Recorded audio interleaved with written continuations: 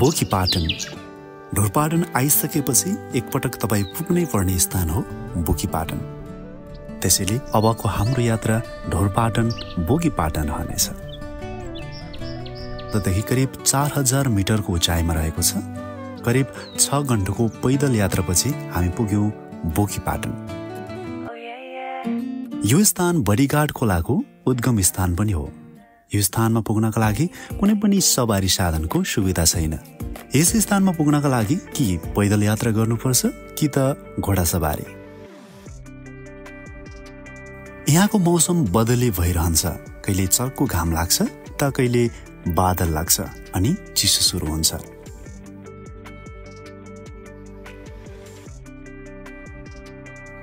यहाँ पुग्नका लागि न्यानो तथा बाग्लो लुगा साथमा हुनुपर्छ है।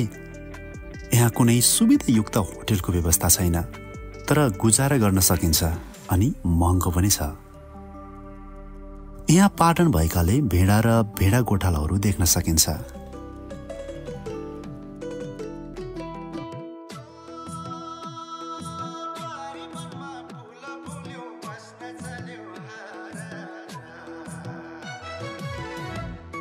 बोकीपाटनबाट सेत दन्त सहितका हिमालहरूको मनमोहक दृश्यहरू देख्न सकिन्छ। बडीघाट खोलाको उद्गम स्थल भएकोले खोला तथा छहराहरू बगेको देख्न र सुन्न पाइन्छ। ती खोला पार गर्नका लागि काठका पुलहरू निर्माण गरिएको छ। बाटोमा रङ्गीचङ्गी फूलहरू, कोणधारी रुखहरू र अन्य रमाइला वस्तुहरू देख्न सकिन्छ। हामी उकालो लाग्दा गोठालेहरू वस्तुभाव लिएर झर्दै थिए। त्यतातिर भेडा बाख्राको हेरचाहको लागि भोटे कुकुर राख्ने चलन पनि रहेछ। असर साउनको सिजनमा बोकी फूलहरू फुल्ने भएको कारणले गर्दाखेरि एकदमै सुन्दर देखिन्छ। ढोरपाटन आइसकेपछि एकपटक तपाईँ पुग्नै पर्ने स्थान हो बोकीपाटन, जहाँबाट मनमोहक हिमालका दृश्यहरू देख्न सकिन्छ अनि रमाउन सकिन्छ। गगन स्मार्ट टिभी तपाईको मनोरञ्जनको साथी। भेरी वेलकम छ फेरि डे 2 मा ढोरपाटनको। आज हामी फेरि बोकीपाटन जाँदैछौँ अनि भर्खर उठेर चिया खाँदैछौँ। चिया त होइन, चिया खाँदैछौँ। चिया खाइसकेपछि अब हामी बोकीतर्फ लाग्छौँ। कता छ साइज त?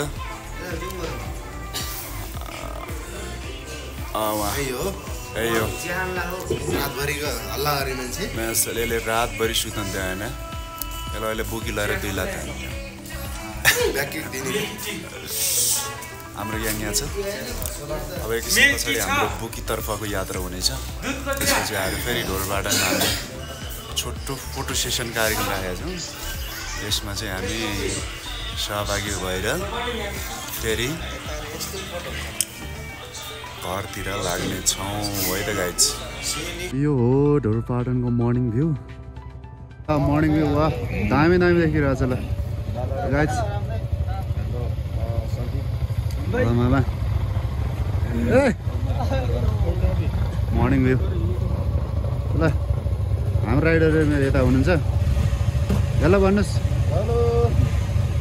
हामी बसेको होटल चाहिँ यहाँ हो गाइज। तपाईँ नि आउनु होला, राम्रो छ, ठिकै छ। बाटो चाहिँ फेरि बिर्सेछ। हामी फर्किन थालेछौँ। आमाले हामीलाई सम्झाउनु भयो। आमालाई धेरै धन्यवाद छ। अब हामी फेरि फर्केर अर्को बाटोबाट बोकी जान्छौँ।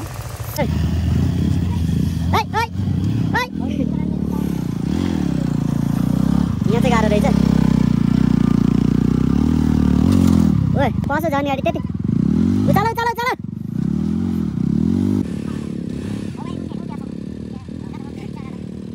छिरा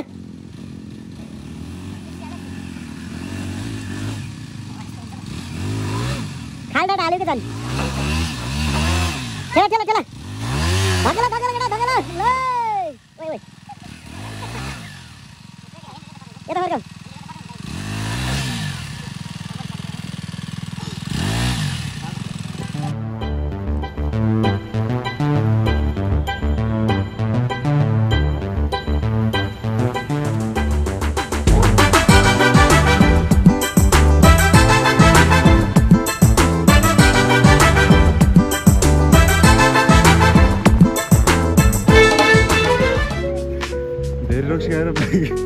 केटाले यहाँ सल्लाह बुटा बाइक हालेछ नि यार ठिक छैन ठिक छ त्यस्तो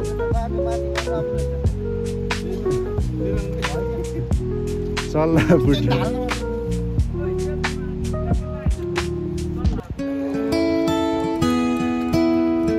यहाँबाट हाम्रो वकिङ सुरु भएको छ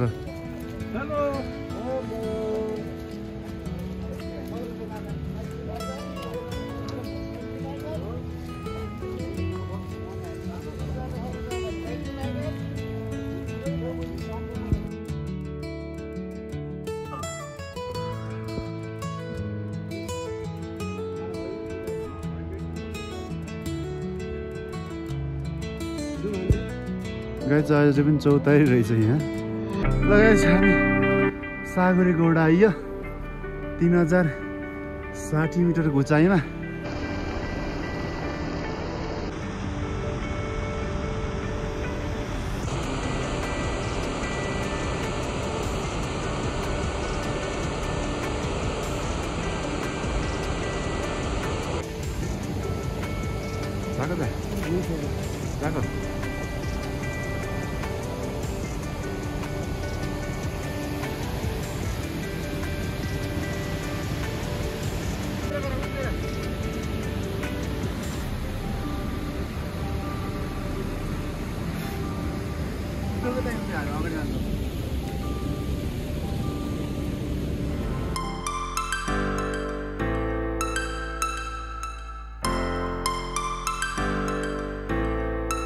ल गाइस अब हामी अन्तिम चरणमा छौँ नजिक आइसक्यो पुग्नु पर्ने ठाउँ त्यो घाम लागेको ठाउँमा गए अब हामी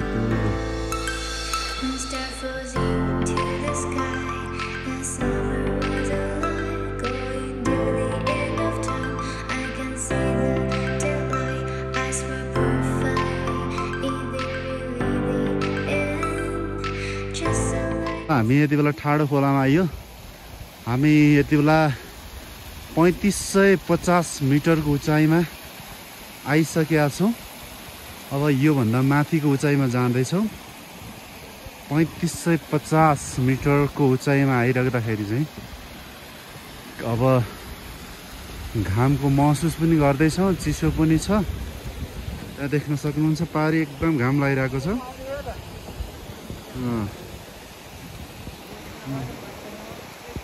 हेलो गाइज हामी अब बुकी पाटना हिँडेको हिँड्दै एकदम थकित अवस्थामा गाह्रो छ जति माथि गयो उति टाढा देखिन्छ डाँडो गाह्रो हिँड्नलाई गर्मी भयो अहिले चाहिँ घाम लाएर ज्याकेट उतार्न पर्यो चिसो चाहिँ हल्का हल्का छ जस गाह्रो चाहिँ गाह्रो हुँदो रहेछ यार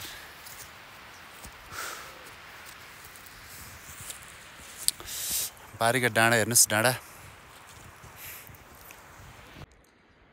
यो डाँडाहरू जति माथि आओ जति उति टाढा जान्छन् जति माथि आओ उति टाढा जान्छन् के गर्ने होला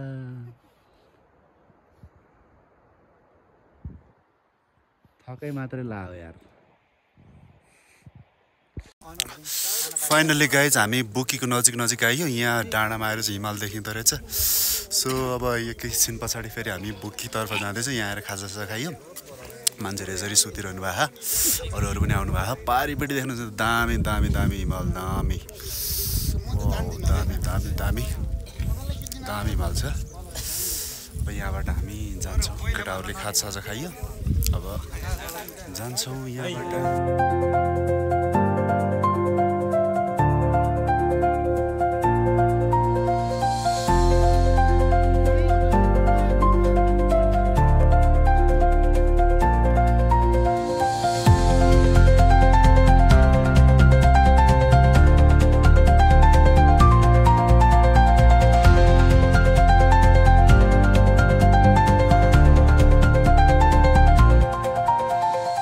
छिटो ए कर्णाली भन्दा नि 3 कर्णाली ठाउँ यार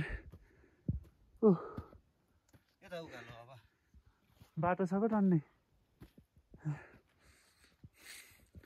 ल गाइस हामी आइयो 4038 मिटरमा वहाँ कति थियो अरे 3400 होइन समथिङ कति थियो टिक्काधार